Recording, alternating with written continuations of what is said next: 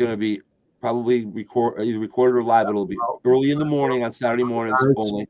I'm here, and Jason has been trucking along. What is the guy's name again? Paulie DePietro, baby. Paulie DePietro. Paulie DePietro. And where's he from? Paulie, what's the exact name of your business again? I'm sorry, I should know that. We'll throw it out there so we can give it a little bit of a ring right now.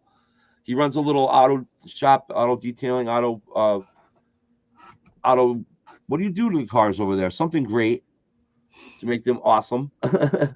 And I'm one of the best natural advertisers out there. I'm one of the best natural advertisers out there, Paulie. So we're gonna hook you up once we get things down. And he wants to. He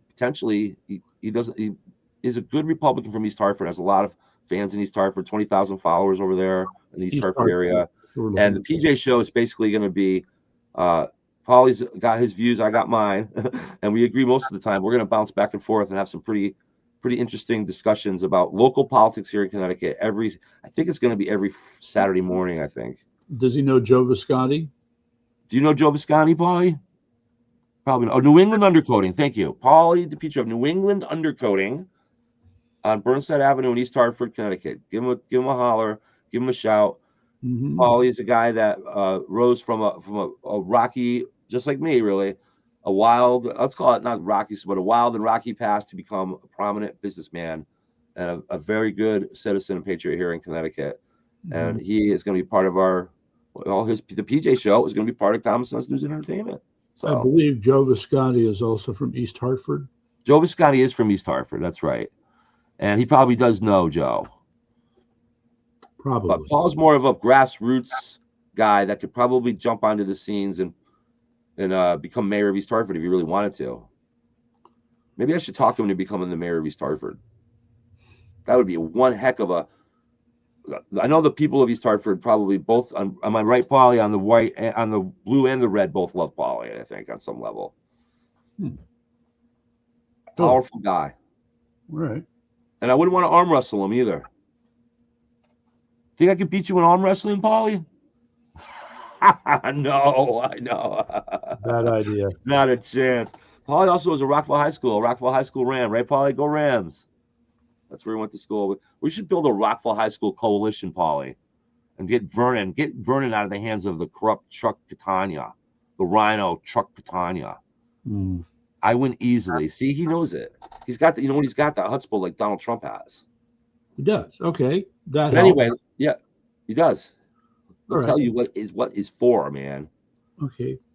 So just to go through them, so 4 things. My topics are marinating Iran. Marinating Iran, okay. Fraud in your face. Marinating Iran. I don't like that one. Okay, fraud in your face. And economic mysteries. Okay. Can we start with Aaron real quick, though? Oh, yeah, Aaron. So what about Aaron Stewart? As we all know, on May 8th, we had our organization, which isn't really, it's Common Sense News Entertainment, was a co-sponsor of this debate. And so was Yankee T News, and so was the Connecticut Republican Assembly. But the idea hatched on my podcast with Selena Rifkin called CT Common Sense every Tuesday and Thursday, by the way. Betsy McCoy and us, we hatched the idea of this debate. We had a debate against the will of the chairman Proto. We actually got WTIC to try to have a debate as well and succeed in having a debate the night before. And we put Aaron Stewart did not want to participate in a debate. So we basically publicly put her out there for it. And did her campaign. At the same time, she's being investigated for potential misuse of funds, essentially in New Britain. And all this came together to culminate and pretty much derail Aaron's campaign. Now, last year when we first got involved in this, Aaron was she was the first actually to declare she was running for governor, right? And was the only candidate for quite a while. We tried to get her on our podcast. She gave us a lot of lip service, and I talked with her privately quite a bit on Facebook. There's another unanswered question for Aaron. Yeah, what's the unanswered question for Aaron? Does she have to give all that money back? Remember, she got state money. What was it? Hundreds of thousands of dollars. That's what's being alleged, and she's being investigated by the state police now, and a bunch of the walls are closing in on Aaron. There's no question about it. So will the state say give them? I'm going to tell you, everyone's saying she's going to go to jail. She's going to go to jail. Are you saying she's going to go to jail? So if it is as it appears, she should. But Look, Will she go to jail is the question. I say no. The particularly uneven application of justice in Connecticut makes it impossible to just determine whether or not justice will be done. And I would submit, I'm going to predict now that while although something will come out of this, I don't think Aaron Stewart will spend a single night in jail. Okay. Not a night. All right. And another thing is, I know that once you know how it is, it's like the chuck wagon. As soon as there's meat on the back of the chuck wagon, all the dogs are biting. So Aaron's taking it on both sides right now, and I don't know what the truth is. I am an investigator. Well, I'm busy, so I'm gonna let other people investigate Aaron Stewart and figure out what's really going on here. But my feeling is the truth is probably somewhere in between. I don't think Aaron Stewart is this egregious, sinister thief like people are starting to make her out to be. But at the same time, she's obviously misappropriated some funds, and that needs to be investigated. So there you have it. I would say there are smart thieves and selfish thieves. Aaron Stewart is a selfish thief. Or she just got carried away with all the extravagant expenses. Like I'd like to know. And again, I'm not going to let other people figure this out. But I'd like to know. Personal. Right. I'd like to know to what extent. What were some of these items? I know I've heard some examples of she bought some pretty extravagant items that are ridiculous, but they were meant for parties. Like they were held under the guise of the the party or the town or whatever. Balloons. Right, balloons. So when you have a party, you need balloons. You don't need balloons, but you do buy balloons. And is that something that's going to put you in jail? Yeah. I guess what I'm doing after we trashed Aaron for all this time, I'm going to come a little bit to her defense here. And I think that it's important that the truth be ascertained of what Aaron's intent really was before we decide how she should be punished. There's clearly a lot of funds that have been misappropriated, used for things that we would probably prefer that taxpayer money not be used for. But to what extent is it for Aaron's personal benefit versus, what we would consider to be dumb spending, but yet still on behalf of the town or whatever is going on. So I know that, at Loomis Chaffee, where I used to work for 14 years, they would have alumni parties and events for the alumni and parents of alumni to come back and donate to the school. And some of the things they did for these events would like ice sculpture and things that I would like cringe at, thinking my kids are spending at that time, even it was $40,000 a year to go to this private school to buy ice sculptures. No, I want my kid to have a top of the line education. So you see that argument, there's a misappropriation of funds, but the extravagance, although maybe not something we would agree with morally, is it illegal? We'll see. I don't know. Well, I want to give you two simple perspectives. Mm-hmm. Perspective one is, how do you analyze rationalization, which is what she would have done to justify these expenses? Correct. And then the second and trickier part is, how do you evaluate rationalization in the context of her actually having some form of, I'm going to say it because it's a nice strong phrase, mental illness. Now, what mental illness could I possibly be talking about? In basic psychology, there's the concept of ego barriers. Have you ever heard of ego barriers? Mm-hmm. This is the mental health crisis you're getting into. Yeah. So all I'm saying is that there are people who have strong ego barriers where there's a sense of me and a sense of them. And it's clear. People with weak ego barriers don't have such a clear sense of what is me and what is them. They kind of become mixed up together somehow. Yeah, it's a kind of a socialist mentality a little bit there. Socialist, but it's not self-determination or individual, that's for sure. Yeah. Well, that's part of a whole other thing. Pauly Petro says we should investigate every mayor. Every mayor. Yeah. And I would agree. I would agree with you in principle, but not the language. I would suggest that transparency be demanded by every mayor. Ask Mr. Pauly if he knows that the mayor of Stamford is in the pot business. Did you know, Pauly, that the mayor of Stamford is in the pot business? Until we get my microphone installed here, we're going to have to relay some things.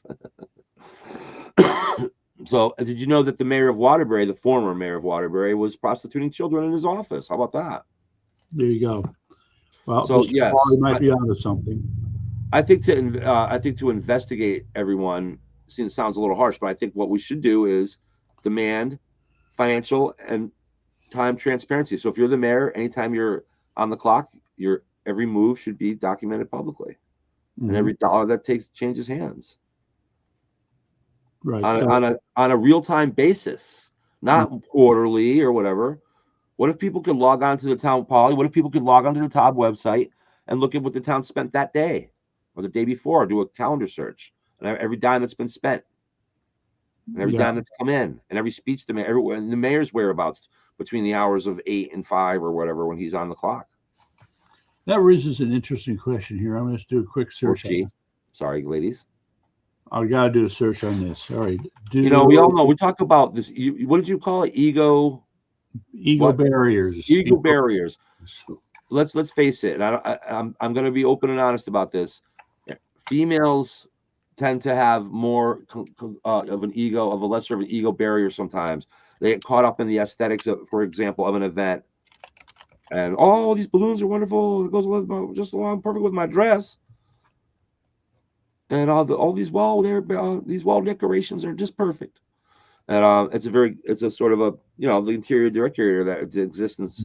So Erin being a female, hey, look, we're just going to point out how it is. We're not knocking it or putting it down. We're just saying it. That's all. That's one of John Lennon's famous quotes that I love the most. I'm not knocking it or putting it down. I'm just saying it. And that's what we're doing here. So Erin, I don't know that Erin, if she's guilty of throwing personal that have nothing to do with the town, then yeah, she should probably, I would say, a suspended sentence. I don't hate Erin. I don't think she's evil. She may be a little mentally out there when it comes to things. It may have hampered her ability to manage well as a mayor, but right. Well, I don't know. I'm not sure that she should go to jail. Okay, what I'm suggesting when I say mental illness is that she was born into local government, right? That's true. She's a product of nepotism, no question about it. Well, it's not just nepotism. It is that from the time that she could think about the world and how things worked, it was all through the lens of local government. That's correct. Okay. As a child, even. Well, especially as a child. Mm-hmm. And I'm saying that as she, quote, matured over the years, it was still trapped within the prison of living in local government. So her sense of ego, her sense of identity, her sense of self would have been tied up deeply with the local government. Right. So I will ask mind, everything that she does that's for herself is somehow for the government as well. I know that's not true, but that is how she grew up. Right. So is that something she should go to jail for? I'd say not necessarily. And the other thing is, they are trying to destroy her. There are people that are out there trying to destroy her. There's no doubt about that, Polly. And do you think is Steary the mayor of Stanford? Is that what you're talking about? Stanford? No, that's Steary. Who's Steary? Polly, who's Steary? Ask Court if you think Steary is the only mayor doing this. Alan just weighed in. Must have been quite the jewel-encrusted prison. Alan, I was thinking you might have a few more things to say about Stanford's wonderful mayorette. Yeah, we have Alan Shaw here with us, Polly, who is he was on the Stanford Council, correct? Selectman of Stanford? I don't know about the town council, but Alan's almost like Aaron. Oops, sorry. Okay, has been around. He knows. I describe him as the Curtis Sliwa of Stanford. Okay, he knows Stanford as deeply as Curtis Sliwa knows New York City deeply. Okay, so we have Paul. We have Alan Shaw here listening on our end, and Alan Shaw is probably one of the, if not the most knowledgeable person when it comes to the city of Stanford that there is, right? Yeah, he's up there. Anyway, so the point is the mayor is Carolyn Simmons. And Carolyn Simmons, the mayor of Stanford. And she's married into the pot business. She's into the weed business, Polly. Remember, it's supposed to be the ganja in Stanford. Right. Wait, who? Do I get it? Absolutely. It's got to be of your own style, though. You can't just copy Curtis. And yes, Alan, I remember the picture. All right, just saying. I remember the picture with her rhino husband. Yeah, I know. This is, there's, look, whatever the Okay, but guy. if the mayor of Stanford is in the pot business and pot is a legal business, is she doing anything illegal? I mean, All right, technically she's not doing anything illegal, but it's a highly regulated business, and the state is very touchy about what you do and don't do when it comes to growing and selling pot. So she could be walking on thin ice. Legal-ish. I like that one. Legal-ish. legal-ish. Yeah. So not That necessarily. sounds a lot like your truth. Well, all right. Look, just a second. With Alan, when he said legal-ish, you have to remember that even though the state of Connecticut has legalized pot, the federal law does not. So state law and federal law in conflict, and nobody seems to be working to get it resolved. And that's been going on for almost 20 years now. No, not that. No, not that. Colorado started off legalizing in 2006, so it's been 20 years. Okay, but in Connecticut, it's more like It's been more like 4 or 5. Yeah, right, 4 or 5. Yes, you should see. 22, I believe. Huh? I know Paulie loves Aaron's store. I know you do love Aaron, don't you, Paulie? Wait a second. Hold on, Alan. She's cute too. I know. Hold on. You should. I don't hate Aaron, Paulie. Jason, wait. Yes, sir. What? I got my guy talking to me over here, man. Can you just hold it? What's going on? You should see the battles we have had about what constitutes a school, because pot stores cannot be too close to a school zone. Well, that's interesting. Okay, but these are the regulatory battles. I guess, is that the right phrase I should use? Regulatory battles that are going on over pot, such as when you have a pot store. And the other thing, medical versus recreational, this gets crazy.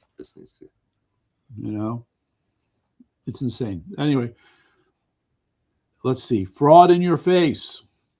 I want to bring your attention especially to what's happening in Los Angeles. Okay. What's happening in Los Angeles? The vote count. Oh, yeah. They're still counting, right? And they expect to take it'll take a couple weeks. And they're going to keep going until they get with the candidate they want. Right. Why would this be allowed? The federal government has no intervention in statewide elections, do they? None. Yeah, it's a states' rights thing. Okay. No. Wait, the state. I'd like to know what we admitted at 1959 was the last year we admitted a state to the union, and then we had two. We had another two in 1959. We had some in 1912, Arizona, New Mexico, I believe, Oklahoma. Yeah. And going backwards, right, all the way. Now, when these states join the union, there's a compact that they agree to certain things when they join the union. Correct? What is that compact? That compact. One of them is to honor certain parameters. No, the point is that the language of the state constitution needs to be consistent with the federal constitution. Right, and if it's not, and apparently not in California, though. Okay, well, the statutes are supposed to also be consistent with the Constitution, but they're not. Right. So what I'm saying is, okay. you just said it's a states' rights issue, and I'm saying no, it's not, because they have violated the compact, and therefore they must be forced to. What you're saying is the states can run their elections the way they want. So if the state decided, if the state of Wisconsin decided that they were going to let kings and queens come in and pick, after the election's done, the governor and the lieutenant governor can just choose who they want, and they can just make it the rule. They can just do it that way.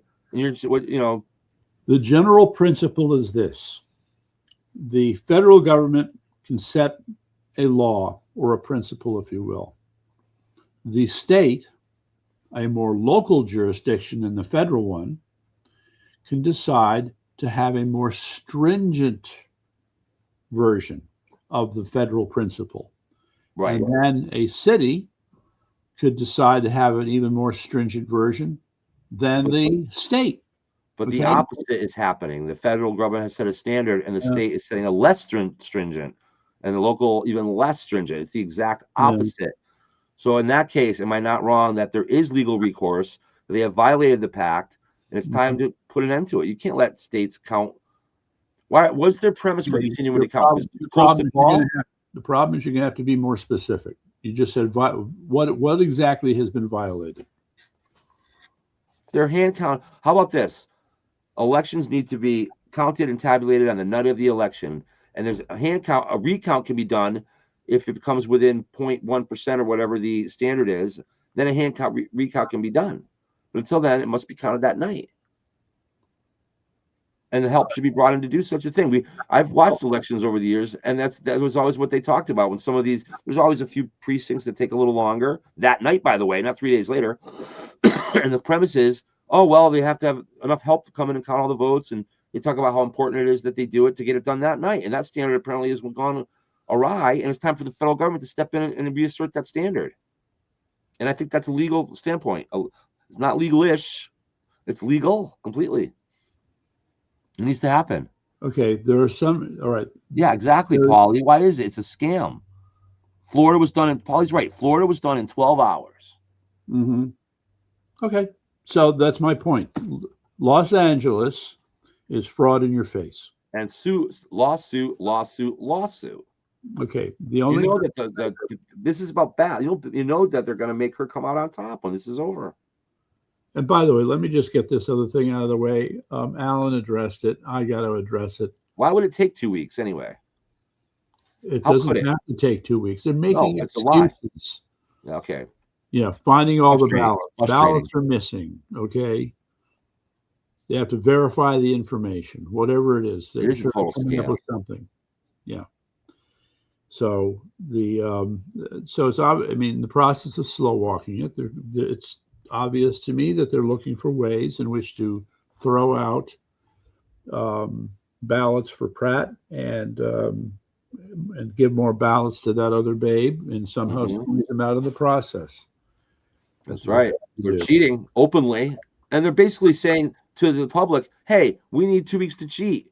The word to cheat is being left out, but they're basically telling us, just like Barack Obama becoming president and going on the air and saying, we're going to oversee the decline of the country. He basically told us on television, I'm going to help bring us down together. Yeah, basically is what he said. And that's what's happening here. We need 2 weeks. We know it's ridiculous, but we want to cheat. I mean, they're telling us. Okay, so this is the moment where we're sitting here, however many people are going to watch this, and when it's watched later, and that's another discussion later, to tell them, do not allow yourself to be fooled by these people. Okay, our nation is not in decline. They are conducting these elections in a fraudulent way that violate laws. And somebody, Congress should alter state election law. All right, Alan just threw one out here. Wait a second. Alan, he said Congress can alter state election law. On its face, I'm inclined to agree with you, but then again, I'm not. There was something called HAVA, the Help Americans Vote Act, HAVA, that was passed around 2002. And so you can argue that the federal government specified things directing the state about how to conduct their elections, which might be seen as an encroachment on states' rights when it comes to handling elections. Maybe. Well, there are some. I'm all about local control, but there are certain things, principles. If a local government decided they were gonna, start hanging people in the streets for jaywalking, I mean, there has to be an oversight. There's this thing called the Federal Supremacy Clause, which forces state and local governments to honor the federal Constitution, and it's not happening in California in any way. That's why California statehood needs to be revoked. The federal government needs to come in. Take over California, and then we can bring it back in a sort of a reconstruction.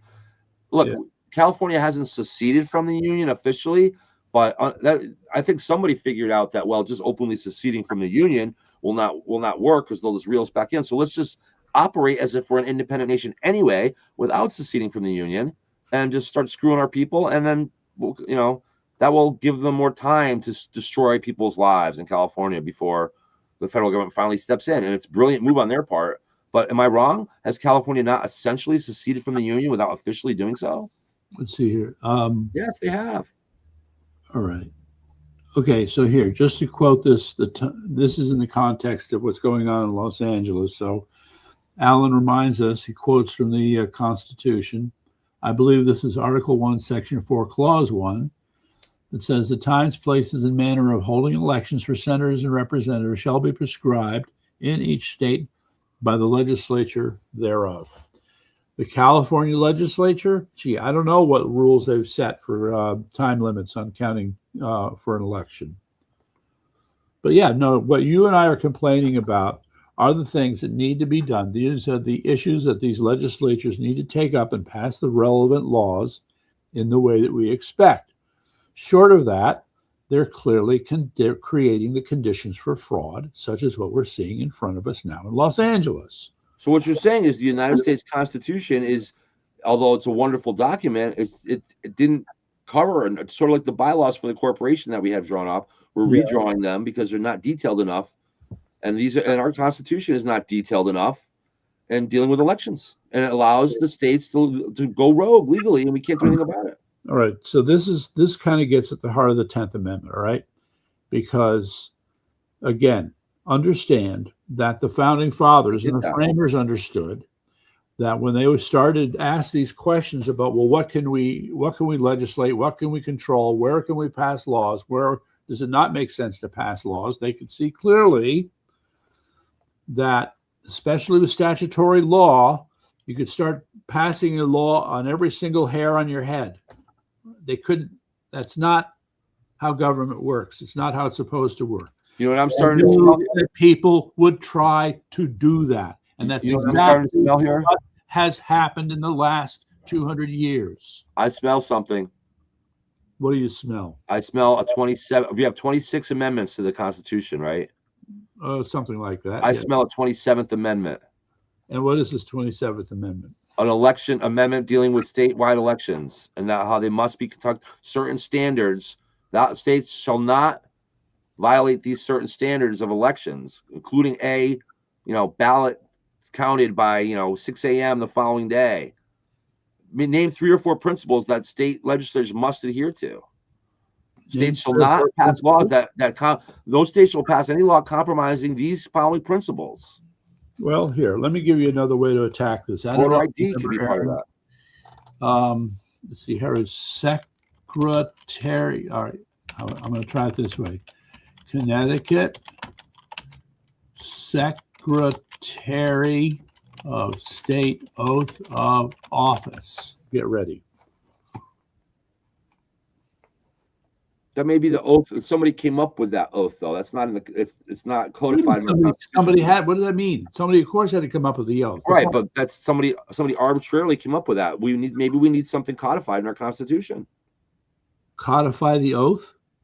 To codify the commitment that the states legislatures uphold a certain standard, certain principles in the way they conduct their local elections, their statewide elections. In other words, don't cheat. Don't count ballots for 3 weeks. Have a deadline. Or required voter. You could get voter ID in this way as well. The SAVE Act isn't going to go through, apparently. All right, let's try it. Maybe we get it here. Voter ID.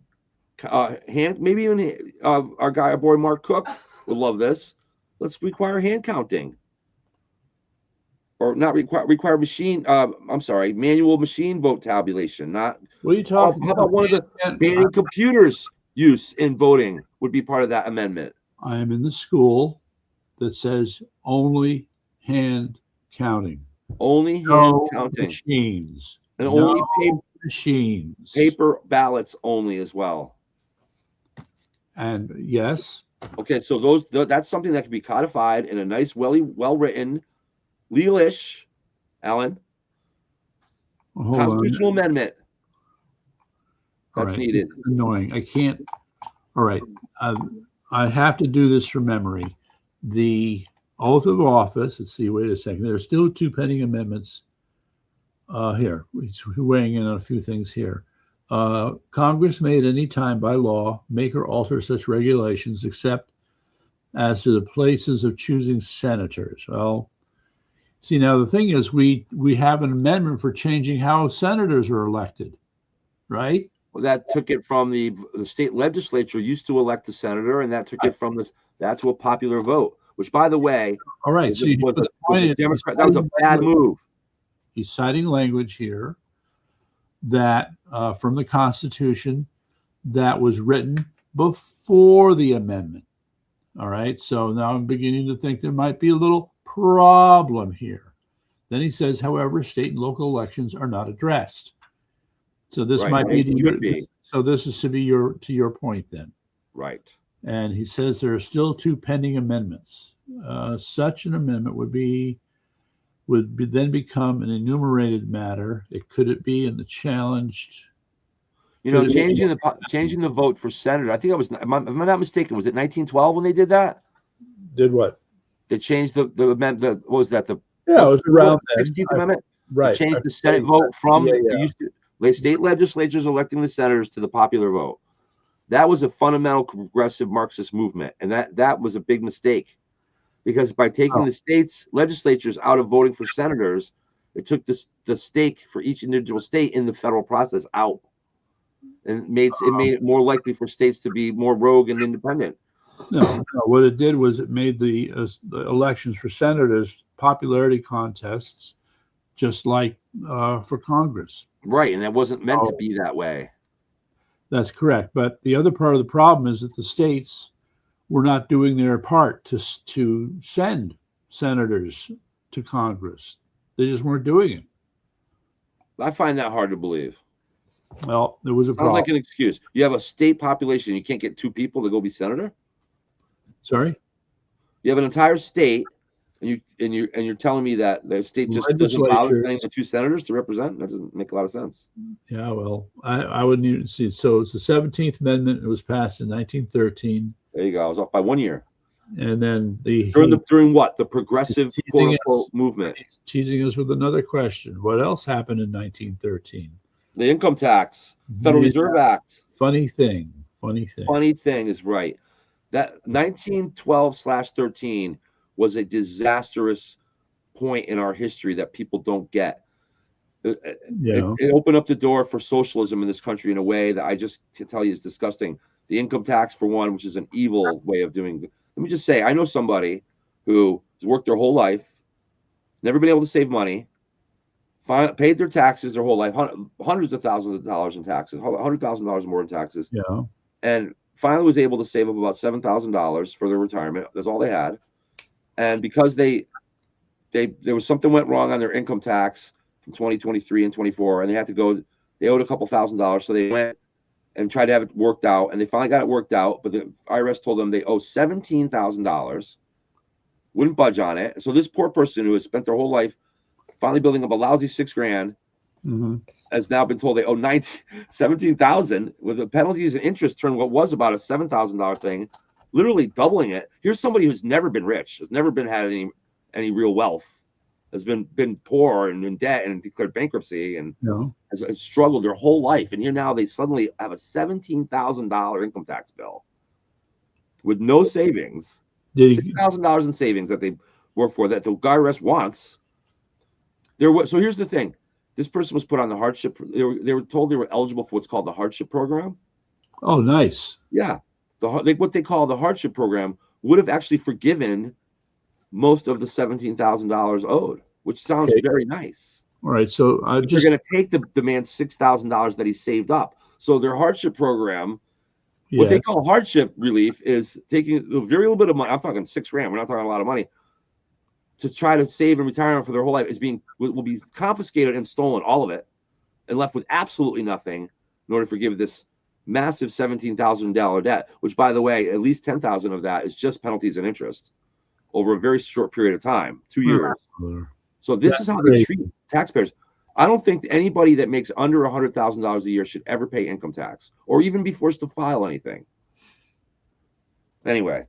Yeah, we got a little side conversation evil. On here. Well, no, it happened in 1913, and so did the Federal Reserve Act, which centralized our currency and took all the competition out of currency out of our country. People don't realize that before 1912, there were competing currencies in America, which allowed for a better economic situation, more complex, better. How about gold and silver? How about gold and silver to start with? Well, that was the Bitcoin of the time. Well, they were not competing currencies. The question was whether you're going to do gold or gold and silver. Well, cash was directly linked to the gold and silver. And so it's no coincidence that just a few short years after these dastardly things happened, they took the money off the gold standard. Did they not? That was later, but that much later. Which is basically a betrayal. The idea was your paper currency and your coins you could turn in for gold, and then they just said, nope, not anymore. Yeah, that's disgusting. These are things that happened in the early part of the 20th century. Yeah, well, I think this comes in a bad direction. Discussion. Yeah. The concept of what was it called here? I've got one in my pocket right here. Oh, you disappeared. Oh, you disappeared. That was wild. Yeah, what's this stupid green screen thing? You just completely vanished. Pathetic. Came back. I thought that you were taken. Yeah. Were you just abducted by aliens for about a second and a half there? Okay, so Federal Reserve note. All right. In the old days where it says Federal Reserve note, it used to say either silver certificate or gold certificate. Correct. And that was ended at some point. 1930s, I believe. Yeah, I think that's when it was. It was Delano Roosevelt that did that. Mm-hmm. Yeah, he did a lot of nasty things. Did you know that The Wizard of Oz is about that? Do you know that the book about The Wizard of Oz, the original, not the movie, the original book was a political book, not a children's book. And it was about the betrayal of the federal government and taking us off making the people turn in their silver and taking us off the gold standard. Well, and the Tin Man represents the silver. Check it out. It wasn't quite like that. Okay? It was. That's what it was. Frank Baum wrote it as a political satire. No. What? All right. Trivia question. Yes. What were Dorothy's slippers originally made of? I believe they were made of silver, were they not? Yes. No. Yes, don't you get the idea? Yes, it's a political satire. No. Mm-hmm. Golden Road. The yellow brick road was the Golden Road, yeah. But you're making my point for me. Dorothy represented the working person like the others who were with her. Mm-hmm. Okay. The silver slippers were the way to get to wealth on a road of gold. Correct. Okay. So you're making my point. It was a political movie. It was a political. That doesn't make it political. Sure, it does. Well, economic. Okay. Economic decision. Economic. Well, it was economic in it was economic in nature. The subject was economics, but it was a criticism of what the government was doing with the gold standard. So DJ Ricky's weighing in on this too. Yes. So when did we stop banknotes? Yeah, we just talked about that. It says Jason, so close, but so far. Her shoes were silver, not red ruby. Yes, we know about that. I know that. Frank Baum. Read about what Frank Baum's was all about. I think the gold certificate said United States notes. Yeah, I'd want to double check that. And she had to walk a golden road. Right. The scarecrow. Yes, this is correct. The scarecrow represents the Midwestern farmer. That's correct. The Tin Man was industry the manufacturer.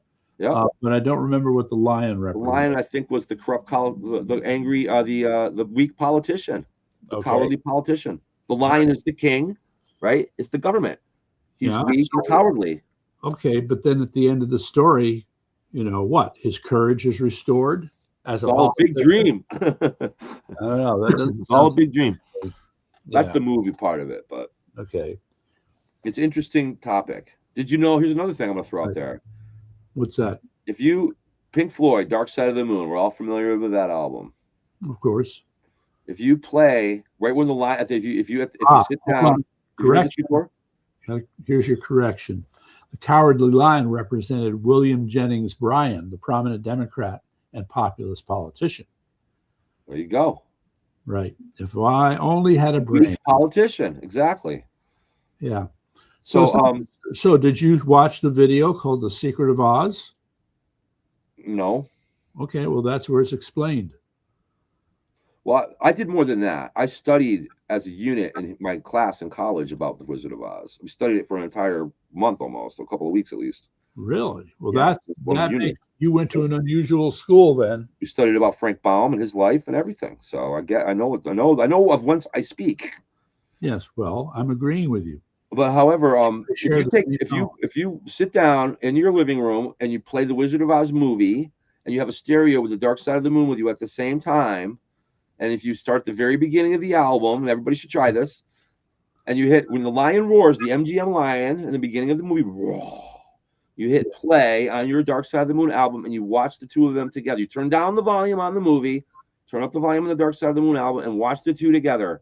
They go together like as if somebody produced them together, all the way up to the point where the old witch is riding down the road on the bicycle, and the tornado was starting. It goes about 15 or 20 minutes into the album.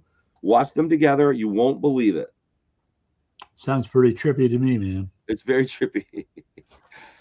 I think it's a coincidence. I don't think Anything anybody with the Dark Side of the Moon is it's very cool. Yeah. It's very cool to watch them together. I know it's a coincidence. This isn't any kind of a psychedelic trip or anything.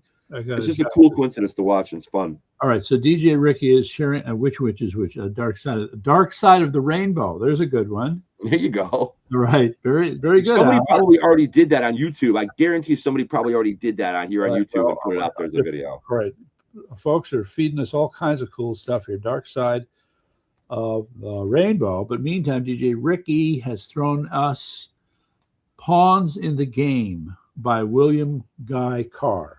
I'm writing this down. Pawns in the Game by William Guy Carr. Well, let me check that out. Yeah, we definitely have to work on this platform. We have to make it more audio friendly and put it together. Well, I think we're looking for unified, because right now we're unified. Yeah, we're running in parallel here, and we can't see what each other's doing. Well, I'm going to start doing my cast from our studio.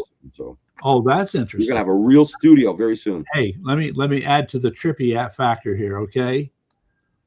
Alan says Roger Waters has denied the connection.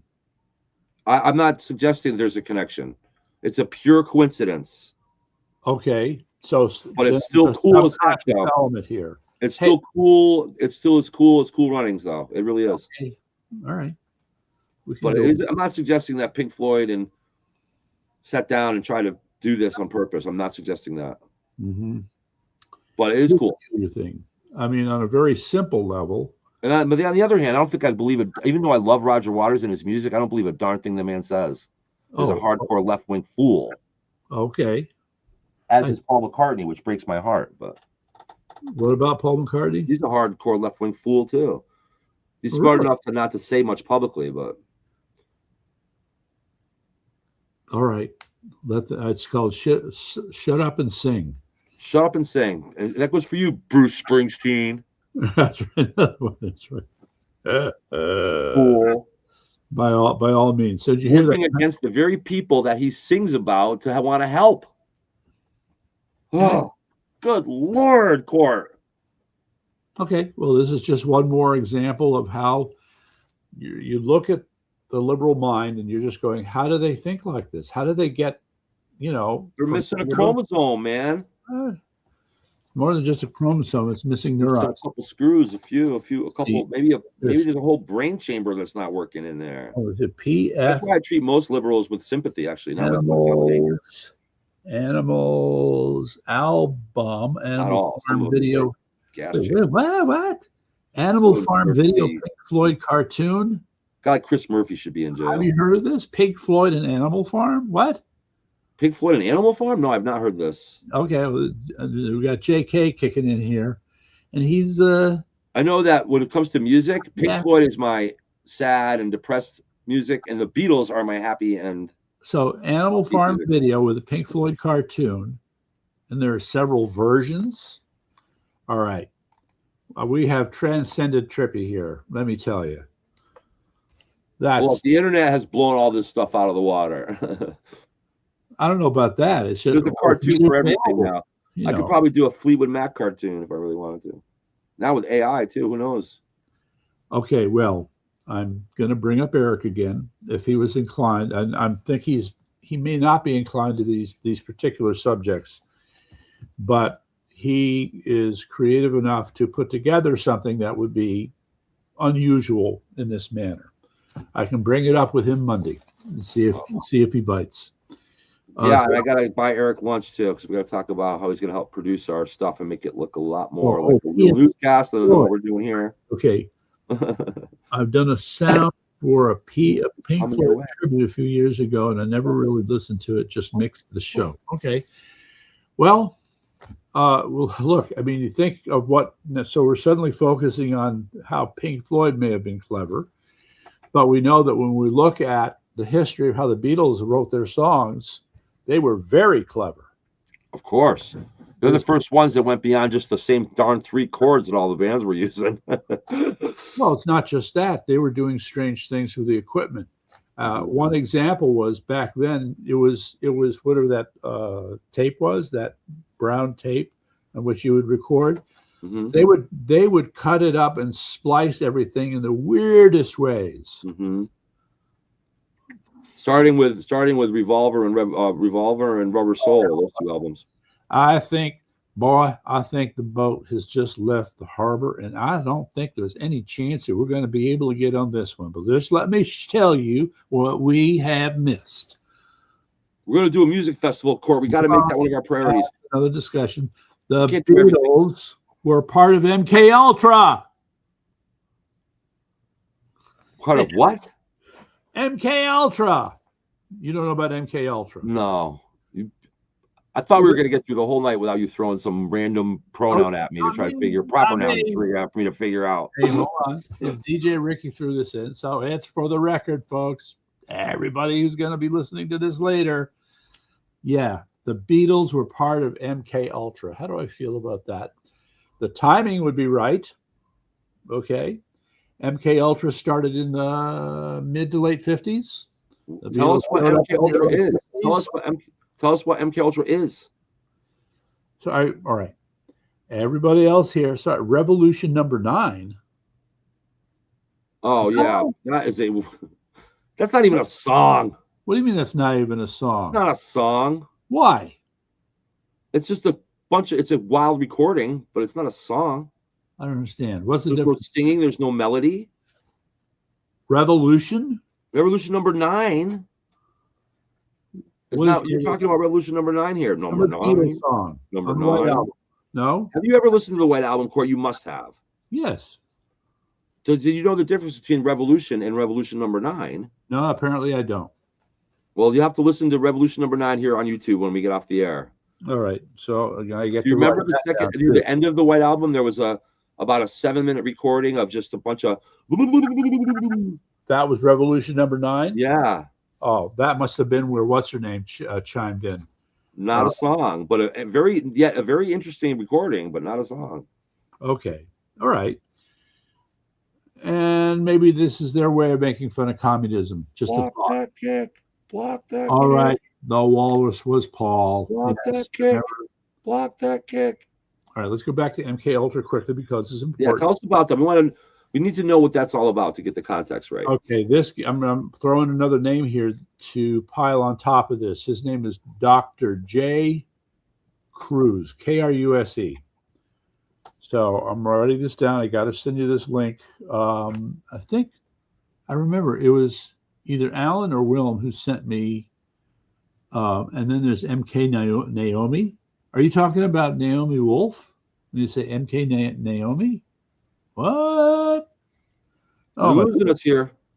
All right. Sorry. What is this MK stuff? Tell us about what this is. So we know. All right. First of all, MK Ultra was a program developed by the CIA in the early 1950s for the purposes of, put as simple as possible, mind control. One of the more sinister objectives was mind control, was whether or not they could create assassins who would act like robots that they could control. Sounds like Newtown. So the recognition was, let's see, MK programs a comprehensive. All right, there is what? It's a book. It's a book. Wait, look up. All right, I'll look up MK Naomi. Well, I'll say this: that the Beatles music didn't. I fell in love with the Beatles in my 20s. And it didn't force me to assassinate anybody, but it probably did lead a little bit toward the end of my first marriage. Yeah, okay. All right. Indirectly, not directly, but. Okay. So the thing is that through the 70s, you had a lot of conspiracy theorists accusing the CIA of having this program. At some point, maybe it was the 80s, might have been later, where the CIA had to finally fess up, yes, we have this thing called MK Ultra, but it's not as bad as it seems. But yes, we're trying to do mind control. It's true, but not like you think. So this is how they sold it. I don't think the Beatles was part of that. What? I wouldn't say that the Beatles was part of that. So the funny thing here, though, is, all right, I'm going to throw out another one for you. This will make it really weird. All right. Okay. Remember that I used to live in a place called Greenwich, Connecticut. I remember. I used to go to a thing called the Greenwich High School. And it had over at any given time well over 2,000 students in it. Now, at the end of the day, these students would disperse, and some number of them, such as myself, would go to the Greenwich Library down the road. You were a geek. Well, sort of. That's okay. I was too. So here's the thing. Sort of. Kind of. This would have been a little bit later. So I would have been in the Navy. Come back. I was going to school in SUNY Purchase, but I was still hanging out at the Greenwich Library occasionally.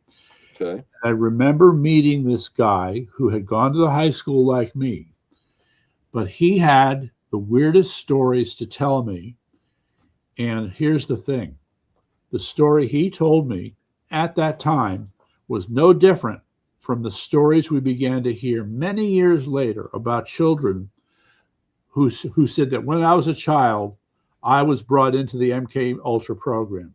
They tried to mess with me way back then.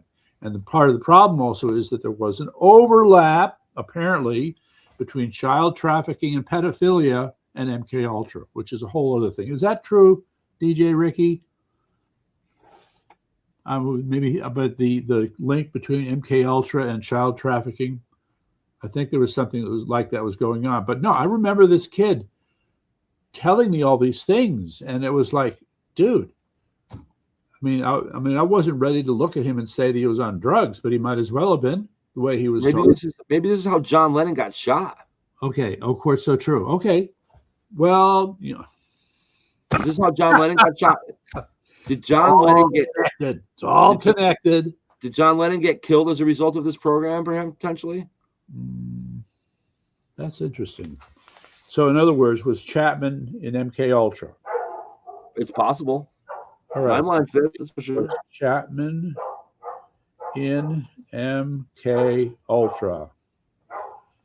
I'll find it unless. Watch out! Don't look up that. Don't look up too much stuff. You may have a knock on your door. Yeah. Well, he's already done the research apparently. So, okay. So he seems to be a little bit more deep into all things MK Ultra. Tell Alan we got to get him in here on Wednesdays to co-host. All right. So it gets complicated. I have a date with this Dr. Cruz guy.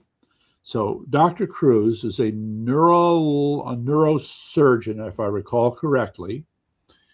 But he was one of these people who happened to be in the right place at the right time. He was at Tulane University, and he was working on something involving bone regeneration, as I recall. Teeth regeneration. So, in the course of searching for information on research at Tulane University, okay, he was brought into a room where there were all these boxes labeled MK Ultra. Okay, so what's the connection?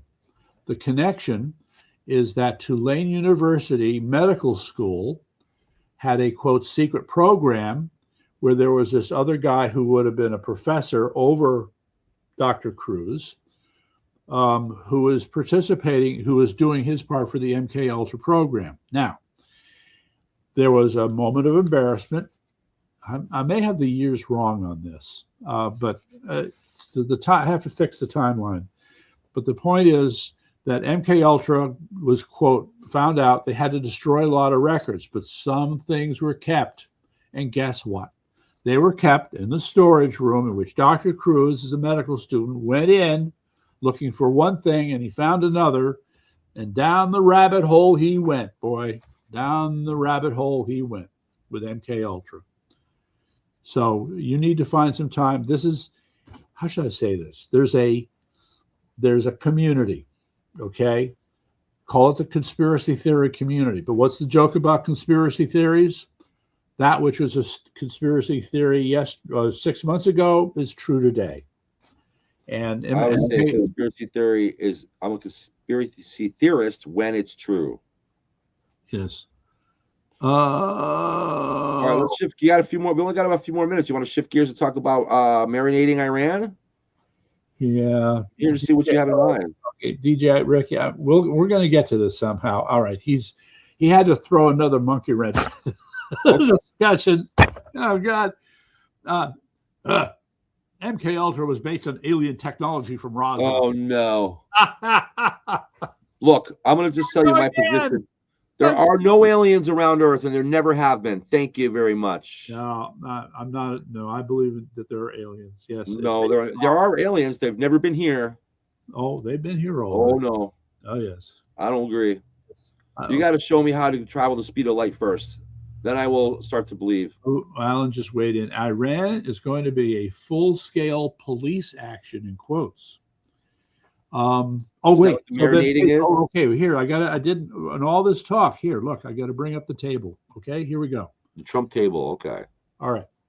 So now, Trump table for Iran. The point is that on all the discussions, all the arguments, all the perspectives that we've been taking about what the hell Trump is doing with Iran, I believe they can be boiled down to these 4 boxes in this table.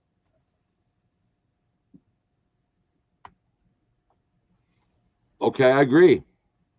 Oh, so you see them? Yeah, I see them. Okay, so I don't know how the others see. Come meet Arthur. Yeah, I know, Mr. Time Trump. What? Wait. Yes. Well, would Mr. Augustine have anything to say about these conspiracy theories? Look, all right. Quick digression. Alan did it to me. Sorry. This is a true story, Jason. This is a true story. There is an individual. His name is Arthur Augustine, who lives in Stamford, Connecticut, and who decided, first of all, that he was a Democrat and became a Republican at bullshit, and decided that he was going to run for the mayor of Stamford. Would you like to know what one of his talking points was as a candidate? Smoke pot. Everybody smoke pot. Close enough. He asserted quite firmly that he is a time traveler. He's a time traveler. Oh boy. Yeah, oh boy. Okay. You know what? I do time traveling too. You know what? Sometimes when I sleep, I have a dream. Okay. All right. You should see. Well, so, no, this is a good summary about Donald Trump. I love Donald Trump. Okay, but I tend to look at things on the surface a little bit too much here. I like to think that he is marinating Iran, and he's got a strategy to let it fall apart from the inside, help it facilitate its fall apart from the inside. But the bottom line is the mullah must collapse at the end of the day here. Otherwise, we're not going to solve the problem. All right, let me just pick up on DJ Ricky's comment here. All they understand is bombs anyway. Hold on. He said, oh, Jesus. He said Trump will be the prime minister of Israel. If true, then guess what? Treason. He claimed to know what Stanford was going to be like in the future. Yeah, well, how's that going? You know, if he's a time traveler, if he has any control over how he travels, he would put himself in just the right time to give him, authority and credence to people. But not happening. All right. Anyway, right. If Donald Trump had come to power in 1981 instead of Ronald Reagan, even that would have been that would have been awesome. Section, you must listen carefully. Section 224 or Section 244 of what is called the NDAA, the National Defense Authorization Act. Mm-hmm. This is the bill that is passed every year to fund the military. Mm-hmm. And they try to conduct all kinds of mischief with this bill. Yeah.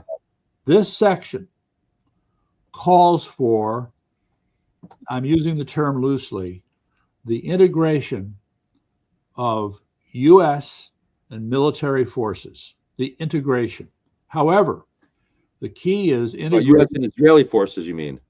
U.S. I said that U.S. You said U.S. and military forces. You meant U.S. and Israeli. Israeli military Yes. forces. Okay, this is insane. What is being proposed, and yet there it is in this bill to be considered. The idea is that the Israeli military will have access to all the military R&D in America. Now, listen, I'm a big proponent of Israel, but I'm not in favor of that level of. No, this is a step way too far. Way too far. I agree. Yes, in a pro-military bill. Well, yes, you can meet and share information on a need-to-know basis, but not. Okay. Look, sharing information with Israel on a need-to-know basis, I'm fine with, but just opening up the books altogether, Yeah. All right. So there's a lot of confusion about this because the idea is that, if we're in a long-term fight with Iran, there might be some argument for something like this. But if the idea is, wait a minute, we are in a long-term fight with Iran. That's been going back for 47 years. So it's not just a 6-month thing. Yes, right. Yeah. It doesn't change my position, but it has been a long war. Well, I just, long war. All right. It is. This war began in 1979, and that's the way I look at it. Okay. Well, as such, all right, it's not, all right, you're using a looser and softer definition of war when you say this. Well, if you ask them what it is, it's eliminate the enemy, destroy the enemy, end them. That's a war. Mm-hmm. Okay. Maybe we may not want to look at it like that because we don't like war. We're peaceful people. But that's the reality of it. They've been at war with us. If you ask them, they declared war in 1979. We would just treat them like a bad place of the fleas rather than really fighting them. I need to make a proposal, Jason. I'm listening. DJ Ricky is contributing quite a bit to this conversation. I think we should have him on here soon. Let's do it. I'm all in favor of it. Okay, so we can put 3 faces on here. We can put 3 faces on here. We're going to need to do that because I'm not going to be here every time. I can do 3. So what do you say, DJ Ricky? You want to come on with us sometime soon? He'll answer. I'm waiting. Just know that between June 13th and June 20th, I won't be around. Maybe you could have him out as a guest host. That's a good idea. Mm-hmm. There you go. I like that idea. Yeah, then you only need the 2 anyway. We'll pick up. I will. Okay, so we'll get the details worked out here. But I will tell you, I mean, given the things that DJ Ricky has pointed to, I frankly think it makes sense for him to be at the Monday meeting too. That'd be fine. All right. Bring him with you. Pick him up. Bring him with you. We'll see if he's. I forget what town. We'll work it out. We'll see what we can do. Okay. So Let's wrap it up. All right. So I just want to run through this table a little bit. Okay. All right. Part 1, does not know what he's doing. Okay. Understand that the Iranian government, the IRGC, is always trying to come up with the next monkey wrench. Okay. Mm-hmm. So there can be moments, and they are just moments, where Trump is sitting there going, what? What do I do? What? Okay. But he figures it out pretty quickly. Yeah, he's navigating uncharted territory, so it's going to happen. Oh, you got that right. But okay. I don't think it's fair to say he doesn't know what he's doing. That's more like he's kind of navigating uncharted water. So I'm using this in the narrow sense. Yeah, I understand. Say that he has to defer to experts in given areas in order to figure out what to do. That's true. Okay. Well, not compromising his authority. Right. All right. So next would be I'm going to go to transactional next. All right. So we know that President Trump has been referred to as the kind of person who is transactional. It's been how he has done business in real estate for years and years and years. That's where the art of the deal comes in. Right. So this transactional approach is being brought to dealing with Iran as well, which may be a mistake. If that's his only intention, it is a mistake. But I like to think he's a little bit deeper thinking than that. But well, sometimes it doesn't require deeper thinking. See, what's this? I don't think the IRGC is a transactional organization. They're a religious organization, which is everything but transactional. Right. Okay. Let's see. But we used to have a policy of not dealing with terrorists. Now we seem to have I agree. He did it again. Hold on. Okay, here. No, he's right. We're negotiating with terrorists. No, Alan has cleared things up here. He's correct. Now we seem to have the art of the terrorist deal. Okay. The art of the terrorist deal. Which we know there's no such thing as. So I think that leads to the next thing on the right. Keep them guessing, because I do think that Trump is, by entertaining this transactional theory while carrying the stick, is helping keeping them guessing. And I think I look at the does not know what he's doing in defense of him, and to keep him guessing in defense of Trump. Whereas transactional, I think, is a weakness in this instance.